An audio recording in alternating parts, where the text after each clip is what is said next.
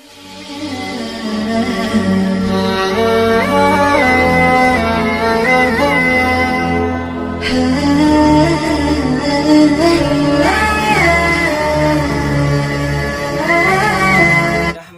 ونصلي ونسلم على رسوله الكريم اما بعد.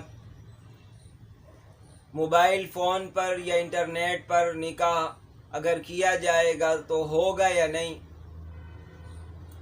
تو سب سے بنیادی بات یہ ہے کہ نکاح کی مجلس کے اندر ایجاب اور قبول کرنے والے کا موجود ہونا ضروری ہے. ایجاب کا سادہ سا مطلب یہ سمجھے، کوئی آدمی نے کہا کہ میں نے یہ چیز 10 روپے میں فروخت کی، دوسرے نے کہا میں نے قبول کی.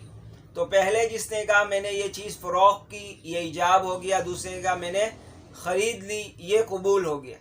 تو یہ ایجاب اور قبول کا ایک مجلس میں ہونا ضروری ہے. اب فون پر جو کہہ رہا ہے میں نے نکاح کیا، یا نیٹ پر جو کہہ رہا ہے میں نے نکاح کیا، دوسرے نے کہا میں نے قبول کیا، یہ دونوں بیٹھک اور مجلس ایک نہیں ہے، اس لیے نکاح نہیں ہوگا.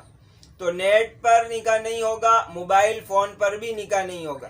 اب اگر دور ہے، انگلینڈ میں ہے یا امریکہ کے اندر ہے یا کسی اور ملک کے اندر ہے، اور وہ یہاں پاکستان میں نکاح کرنا چاہتا ہے، اس کی سادہ سی صورت یہ ہے کہ اپنی طرف سے کسی کو وکیل مقرر کر دے، اپنے کسی دوست کو، اپنے کسی کزن کو، اپنے چاچا کو یا ماموں وغیرہ کو، کسی کو بھی وکیل مقرر کر دے کہ آپ میری طرف سے ایجاب یا قبول کر لیں.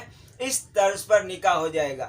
جیسے ہمارے ہاں عام طور پر یہی ہوتا ہے کہ خاتون جو لڑکی ہوتی ہے دلہن، وہ اپنے گھر پر ہوتی ہے اور جو ہے اس کی طرف سے وکیل مسجد میں آتا ہے یا عقد نکاح کی مجلس میں آتا ہے اور وہ لڑکی کی طرف سے ایجاب کرتا ہے، اور پھر جو ہے قاضی صاحب اس کو دلہے سے قبول کرواتے ہیں. اسی طرح اگر لڑکی باہر ملک میں ہے اور پاکستان کے اندر لڑکا ہے، وہ اس لڑکی سے شادی کرنا چاہ رہا ہے، تو وہی صورت ہوگی کہ لڑکی اپنی طرف سے کسی کو وکیل بنا دے. اور وکیل جو ہے وہ میسج کر کے بھی بنا سکتی ہے، ای میل کر کے بھی، اور جو ہے فیکس کے ذریعے سے بھی، فون کر کے بھی بول سکتی ہے، واٹس ایپ کے ذریعے سے بھی کہ آپ میری طرف سے وکیل بن کر میری طرف سے ایجاب یا قبول کر لیں. تو اس طرح نکاح منعقد ہو جائے گا. اللہ تعالی ہم سب کو عمل کرنے کی توفیق عطا فرمائے.